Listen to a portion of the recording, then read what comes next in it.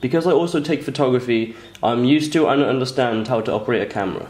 This thing gave me an advantage and also gave me the basic knowledge of composition and camera settings, which made the aspect of creating the magazine a lot easier.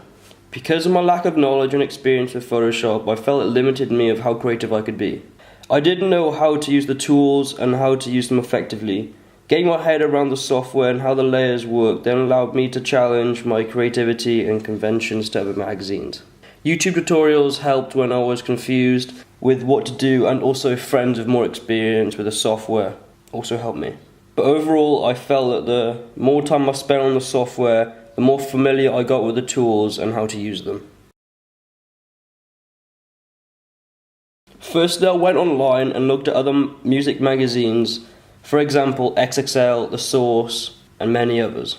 I looked for conventions that were prominent throughout all the magazines, such as layout, camera work, and colour. Using this initial knowledge of hip-hop, music, front covers, and conventions, I started to design my front cover and magazine style on paper. I brought aspects of many other music magazines and combined them into one. I followed the basic conventions of the normal hip-hop music magazine. I knew photography and the model selected would be key to the magazine, so I planned a photo shoot and arranged a time and a space with a Qatari model. I used a Canon 70D with a 10 to 22mm wide-angle lens. I used a white backdrop and studio lighting. I was aiming for a moody street feel look with the lighting. Because of my experience in photography, I knew where to place the light and how to operate the camera and the light.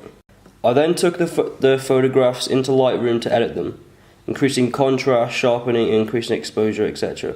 I use Lightroom because I'm familiar with the software and I use it within my AS level photography. Using Photoshop, I was able to remove the background because in the other cover photos some text goes behind the model, and I feel it makes the artist seem more powerful and makes the design seem more 3D. To do this, I used the magnetic lasso tool. This was the first time I used this tool. I had to use YouTube and other tutorials to help me create a cutout that was as professional as possible. This was probably the most difficult part of making the cover because it was a whole new skill I had to teach myself. To create the design, I used Google to search more about the rap and hip-hop music genre. I learned that this genre started in the 1970s and developed from the street gang of the Bronx in New York. This gave me the inspiration to create mood boards using PowerPoint with images of rappers, street gangs, graffiti, and other 1970 icon text. For my text, I decided to use the 1970s font and street graffiti. I downloaded fonts offline from DaFont and 1001 Fonts. This allowed me to stylize my cover and be more creative with design and ultimately make it independent from other magazines. Once I found the font I wanted to use to reflect the overall image I wanted to portray, I started with the construction of the magazine. I chose to use Photoshop rather than InDesign as I felt more comfortable using the software and more experience with the various tools. The tools I used included the horizontal type tool for all the text. I then added features I saw in other cover pages such as the cross, the red lines that split the text, and the boxes around the text to make them stand out. All using the rectangular marquee tool and the paint bucket tool to fill in with colour. Using the internet, I found a crack brush tool for Photoshop. I used this brush to create the cracks in the front cover and the double page spread. This interlinks the two and helps the viewer understand the main article. The cracks also represent the concrete on the street. I also downloaded a bullet hole brush from the internet for Photoshop and experimented with colours to make the bullet hole more realistic to help the sense of drama and impact that I want from the lead story. I then used the normal brush tool to fill in the middle of the bullet hole to help with the realism and promote the double page spread article. I actually made the barcode myself.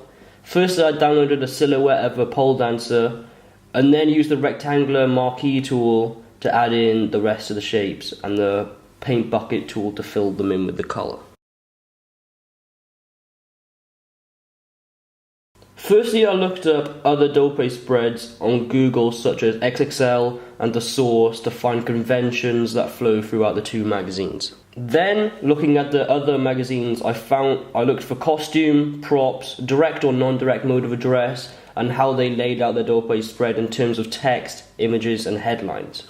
I started designing the double page spread on paper, thinking of ways I could link the double page spread and the cover page, such as fonts, graphical features, such as bullet holes and the dagger. I went through a few designs and chose my favourite aspect of all the designs and tried to merge them together, also trying to stay within some conventions.